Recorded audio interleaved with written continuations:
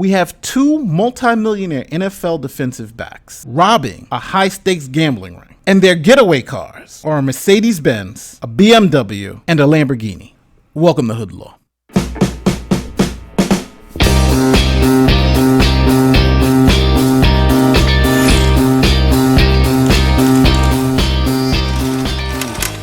All right, this is a crazy story. But first, we have to understand the caliber of athlete that we're talking about. So first, let me introduce you to Deandre Baker. Now, the New York Giants traded 3 picks away to get this guy. He's a first-round draft pick, and last year, he signed a $4 million contract worth $10.5 million. He also received a signing bonus of about $5.5 million. So this guy's a multi-millionaire. The Seahawks' Quinton Dunbar is no slouch in any stretch of the imagination. Now, his base salary is $3.25 million, but last year, he was named the second best cornerback in the NFL.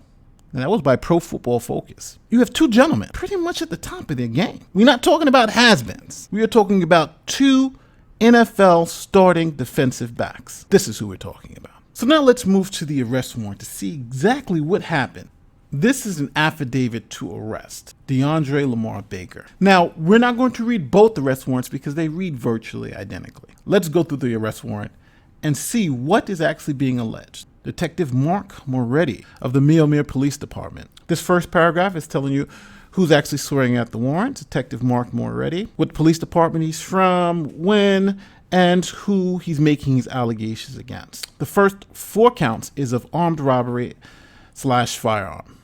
Here's the Florida statute. Let's read. It says, on the date of March 13th, 2020 at approximately 11 p.m.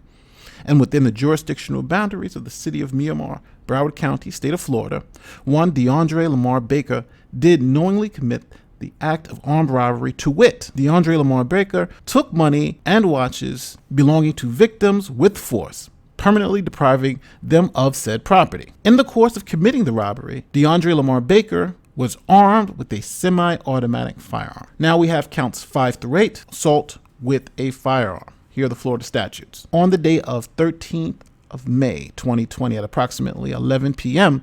and within the jurisdictional boundaries of the city of Meomere, Broward County, state of Florida, one Deandre Lamar Baker did knowingly commit the act of aggravated assault with a firearm, as he intentionally and lawfully threatened the victims with a firearm, creating a reasonable fear that violence or harm is imminent. Now, probable cause is a flexible term, to say the least. But for our purposes, think of it as when there's a reasonable basis to believe that a crime has been committed by someone. So let's see what the officers come up with as probable cause. On May 14th, 2020 at approximately 0:20 hours, the Meomere Police Department was requested to respond to blank, Meomere, Florida, in reference to a call of an armed robbery that occurred approximately 45 minutes earlier.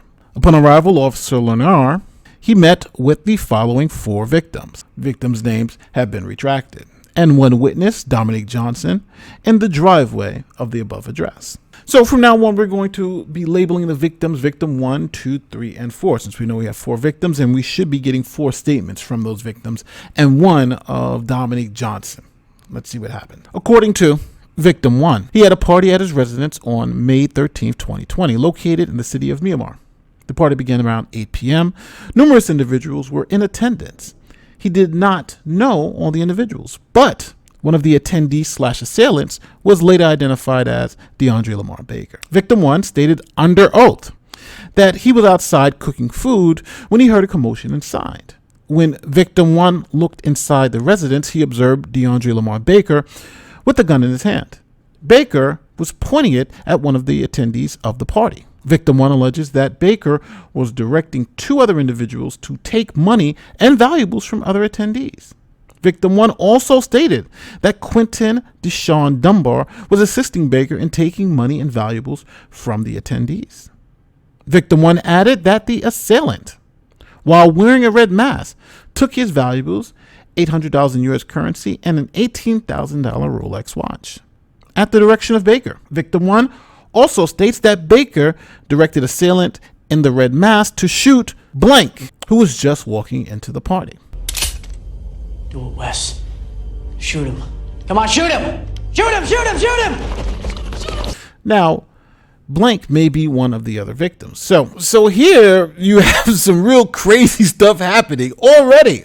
Victim 1 is saying he was robbed by some guy in a red mask. He says he was able to identify Baker, and then says Baker ordered somebody to be shot. Guy in the red mask, shoot this person. Who? We don't know. The affiant then interviewed Victim 2. According to Victim 2, he had just walked into the residence when Deandre Lamar Baker directed the individual wearing the red mask to shoot him. Victim 1's story is verified. Victim 2 said, yeah, I was that guy. Now we know. That was Victim 2. Victim 2 added that the person wearing the red mask robbed him of $7,000 in cash and a watch valued at $25,000. Victim 2 stated under oath that Baker pointed a gun at him and he was in fear for his life. Victim 2 stated that 2 other individuals were armed with firearms, but Quinton Dunbar was not. Victim 2 indicated those who were involved in the robbery all left together in 3 different vehicles. Victim 2 was under the impression this was planned out because the vehicles, Mercedes-Benz, Lamborghini, and BMW, were later prepositioned to expedited and immediate departure from the area. Victim 2 had a rough night. Walked into a party, gets a gun pointed at them. All he hears, shoot him, shoot him. He must have been scared to death. What happened? I just came here to lose some money. Now he's got a gun pointed at them and the other guy screaming, shoot him, shoot him. And affiant made contact with Victim 3. And according to him, he was attending a party at a residence that he was invited to attend. Now, at this party, attendees were playing cards, video games, and gambling, but he was in the kitchen eating.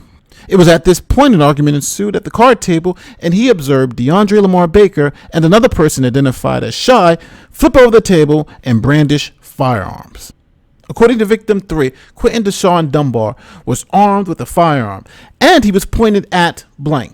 Victim 3 added that Baker then walked over to him and took his money, $4,000 currency, and a watch valued at $17,500. Victim 3 stated he met Baker and Dunbar about 2 days ago in Miami at a different party at which Baker and Dunbar had lost about $70,000. According to Victim 3, the vehicles used by the assailants were pre-positioned outside the residence in a manner that would facilitate an expedited departure from the residence. So Victim 3, he makes it seem like they was at the table and just pulled up. Cards go everywhere, guns come out.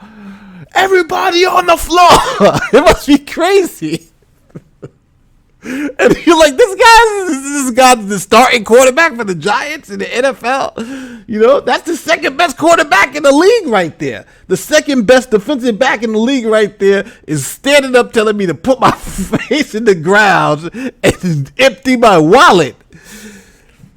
This is insane. This is insane. These are multimillionaires. The affiant then interviewed Victim 4, and according to him, Deandre Lamar Baker pointed a gun at him and told him to give him all his money, $600 in U.S. currency. So he wasn't really balling like that. Everybody else was like $4,000 or $5,000. He's like $600 in U.S. currency. He wasn't, he was not top tier. And his watch, a Richard Mille knockoff, valued at $600. Oh,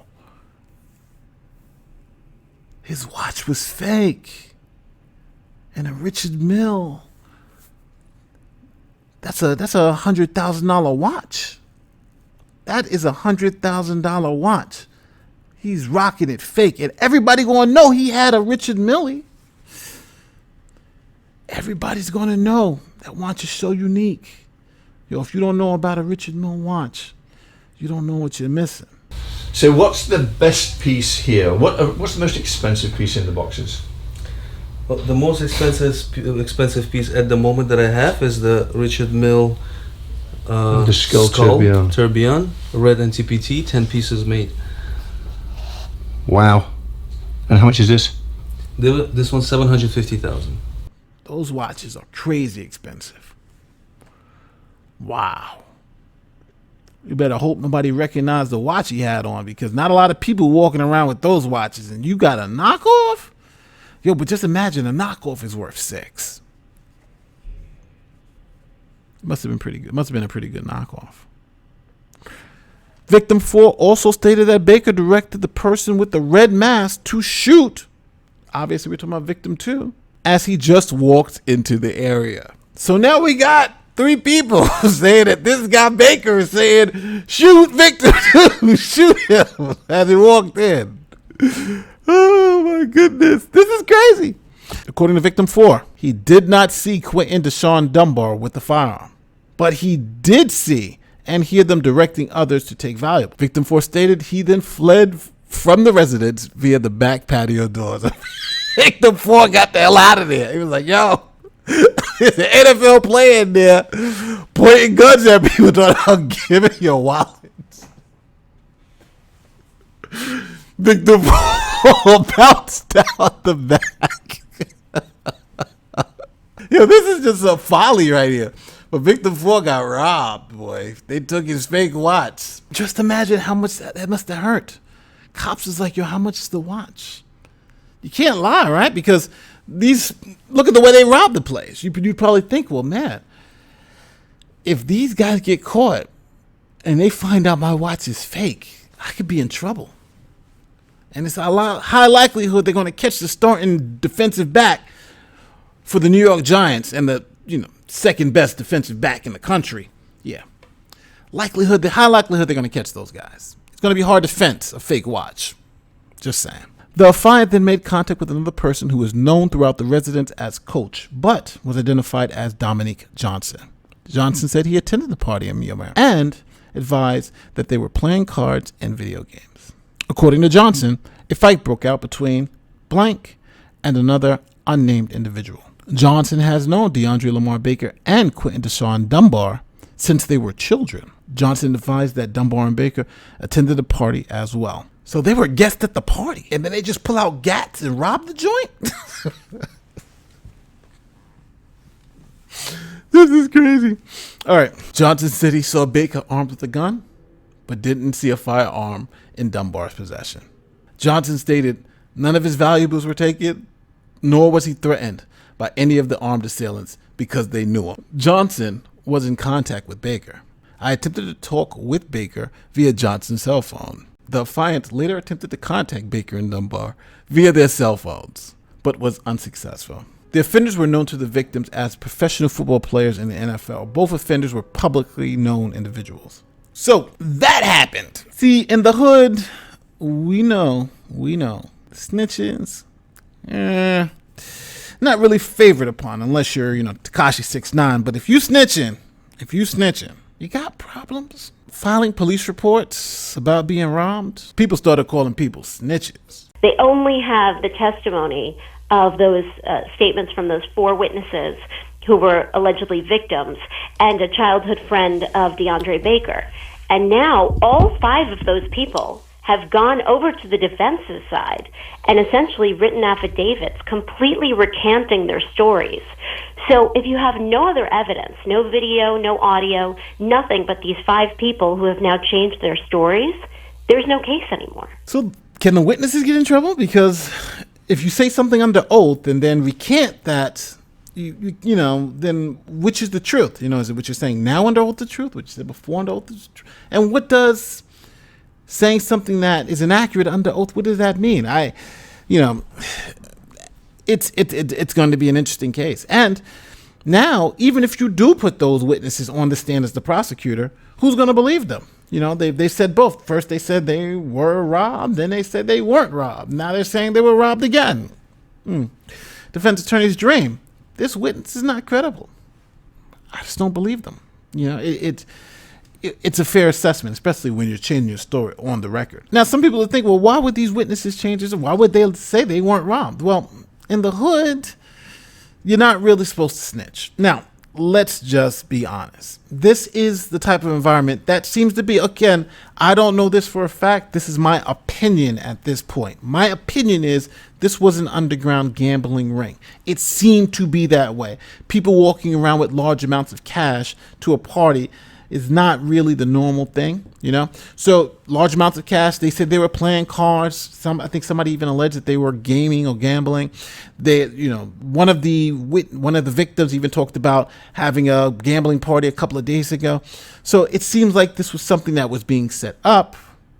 People would go, congregate, gamble, and it was an exclusive clientele. Now, in that type of environment where you're doing something illegal against quarantine, against just criminal law, allegedly, well, then in the underworld, snitching is not a good thing. So you had no security and you got robbed. You don't want to be the one in a police report saying you told on someone, because you may want to go to the next game and they will not let you in because you's a snitch. So I'm thinking people in that environment who like to participate in that underground stuff are not going to put their names on any type of paperwork because it effectively ends their career at that level.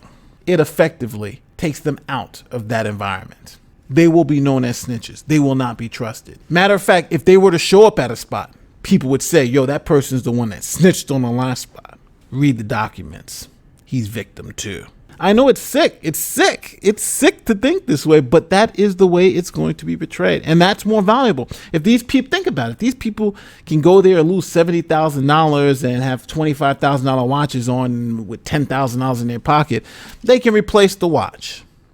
They lost a little bit of cash. Okay. I think the person who was really harmed here was the guy who found out his watch was fake, you know? His watch was fake. That's the guy who's probably got a problem. But I think at the end of the day, these victims made a call. Do they still want to be a part of this life? Or do they want it to end right now? And end horribly so, because they're going to say, you snitched them out. Even though they were victims. Come on. You know how it goes out there. So at the end of the day, the people who are robbed, the people who had guns pointed at them, it's really up to them. They have to come forward and say they were robbed. So do you think this case is going to go anywhere? Do you think they're going to face prosecution? Well, at the end of the day, we'll see what happens. My name is Nate, lawyer, YouTuber. And as always, I just hooked you up.